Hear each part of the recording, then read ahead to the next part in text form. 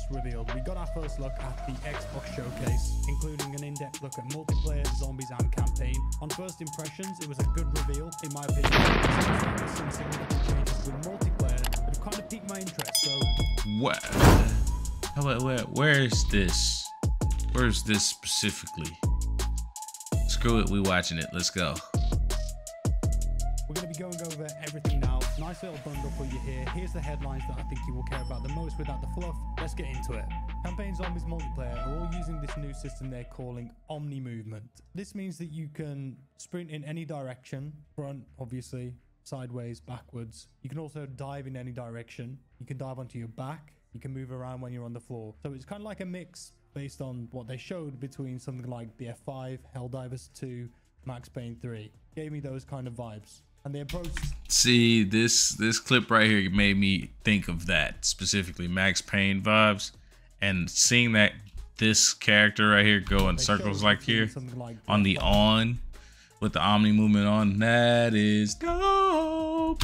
Helldivers 2, Max Payne 3. Gave me those kind of vibes. And they approached it in a way that if you can do something in real life, you should be able to do it in this game. And they're claiming that once you experience this, there's no going back to the old movement systems from previous COD games. They didn't go into specifics about how many... Hey, that Max Payne dive out the door is crazy. To do it in this game. And they're claiming that once you experience this, there's no going back to the old movement systems from previous COD games. They didn't go into specifics about how many times you can dive. Is there a cooldown once you've dived? How long does it take to get up off the floor if you're lying on your back, for example? I'm hoping they've got that kind of stuff under control. I used to play a game called The Specialists, which was a Half-Life mod many years ago. That did it really well, and it made you feel like an action movie star. They referenced that term, action movie star, quite a few times in this presentation, so perhaps that's the vibe they're going for. In practice in Black Ops 6, I don't know. I've not played the game yet. I've not tried it. Could be a great thing, could be a terrible thing. We'll see. There was a part 2 where you see a player grabbing a character as a human shield, so is that in multiplayer now? How's that gonna work?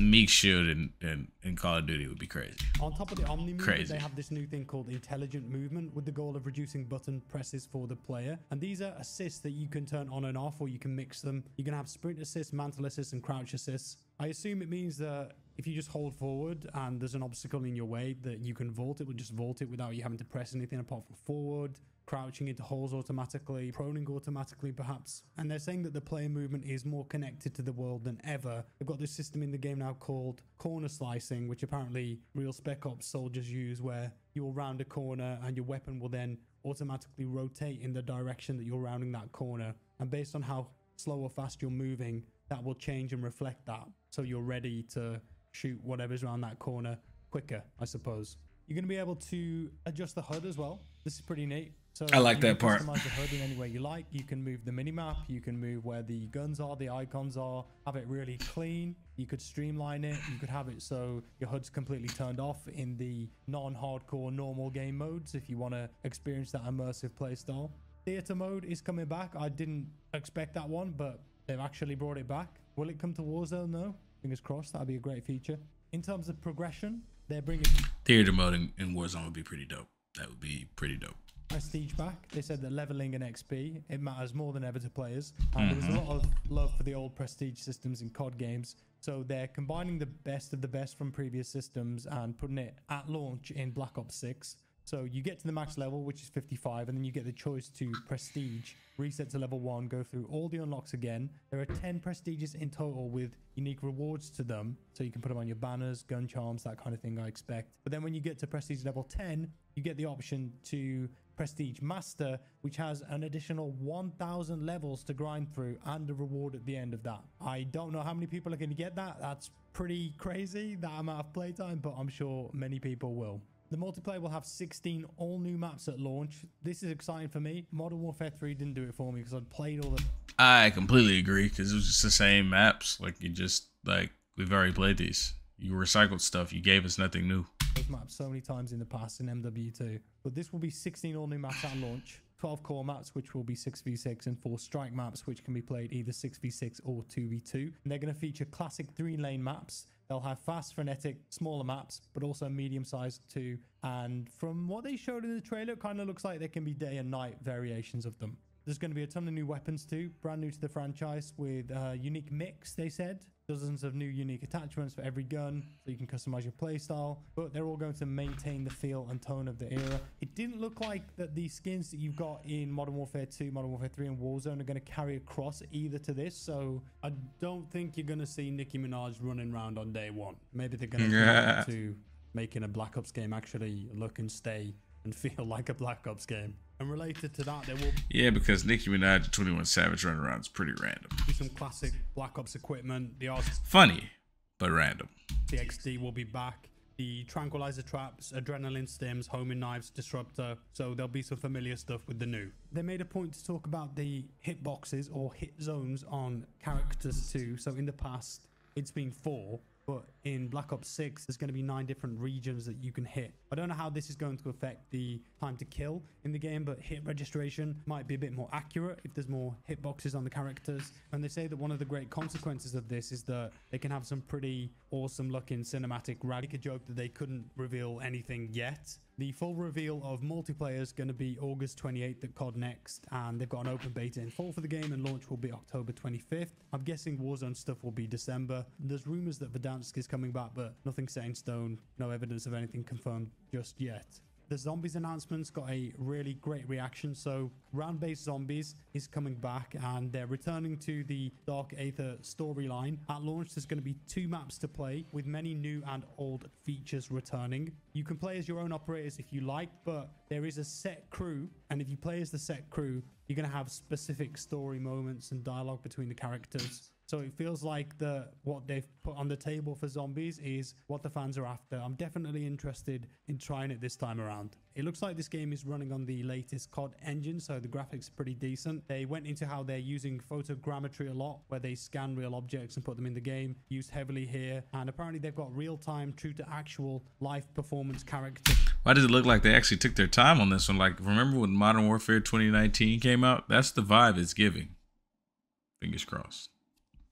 With the performance capture they've done, and they showed some cool looking effects where you've got dirt in fingernails, you've got fresh cuts, and they will bleed and change. Sweat if a player is running fast. They've gone in and paid attention to every detail, with the effects being grounded in realism. As for the campaign, this is a Treyarch and Raven team up, and their goal was to deliver iconic missions that stick in your memory with this action-packed blockbuster feel, more variety, dynamic moments, and options to finish each mission. The game is said to be packed with unexpected moments and mystery, with a spy thriller. Why does it actually look like they're gonna get the trifecta? Like everything's gonna hit, from the multiplayer to the zombies to the campaign. Like, looks like they may hit a home run on this one. Let's see. Vibe, who do you trust? Set in the 90s with the Soviet Union still crumbling after the Cold War. The US is the only remaining superpower. The Gulf War is dominating the news, and there's growing dissent and distrust and conspiracy theories about the US government. So it is actually tied to some of the 1986 flashbacks that we got in Black Ops 2, which means that Woods is in a wheelchair. Menendez obviously ruined him with that SPAS 12 shotgun, but we're going to see a different side of Woods, where he's behind a desk in the CIA and often on the radio. There's new characters too. Troy Marshall is Woods' protege, working with someone called Jane Harrow, who's a CIA handler, and manages their relationship. Ain't nobody looking for you, Otis. The agency. An operation goes wrong. Marshall and Woods are then suspended and forced to go rogue and get to the bottom of what happened. Adler will be returning to from Cold War. The mission variety and unique experiences that they mentioned, well, they said that there is a massive variety in this single player campaign, crafted from the ground up. You might be storming a palace in a Jeep, and then you might be doing a heist. Pause. Let's back it up. Let's back it up here. This guy's forehead is intense. You know, they got the crimson chin. He's got the crimson head. Like, good Lord, this forehead is massive. Just look at it. Just look at it. NANI? I mean, from the ground up, you might be storming a palace in a Jeep, and then you might be doing a heist at a casino next. You're going to travel all around the world with vastly different experiences. The player will have choice to navigate through these missions too, like conversation. These graphics are beautiful. Oh, and he made this guy fly. Opportunities you can talk or to manipulate people to complete objectives, they say, which will add to replayability. And there's all sorts of new enemy types in the campaign with different challenges for the player. They said they've worked a lot on how the enemies move. They will push you, they will attempt to outmaneuver you and think on your feet. Again, we'll see in practice what that's like. One mission in particular they talked about a lot is where you're in a vast desert in Iraq with an SAS team hunting down missile launchers, one of the largest maps ever created for Call of Duty with more of an open world style. Other missions will take you to the tundras of northern Russia. And connecting all of this is a campaign hub called the Safe House, and it's kind of like the hub they had in Cold War, but this time much bigger, in a huge abandoned manor by the ocean cliffside. And it used to be a KGB black site, which means that when you're exploring it, there's a lot of intrigue there, secrets to discover. The evidence board's going to return with upgrades, and players can view the campaign outlines, getting deeper insight into the... Will they have couch co-op? That's what I want to know. I'm interested. I know how they're canceling that with most games, but every now and then you want to get that old school feeling, get that couch co-op. You get that in this game. This might be beyond a hit. Missions, characters, lore, that kind of thing. No co-op though, by the sounds of it, but maybe they'll reveal that at some point in the future. And I think that's about all of the... Did he just say no co-op?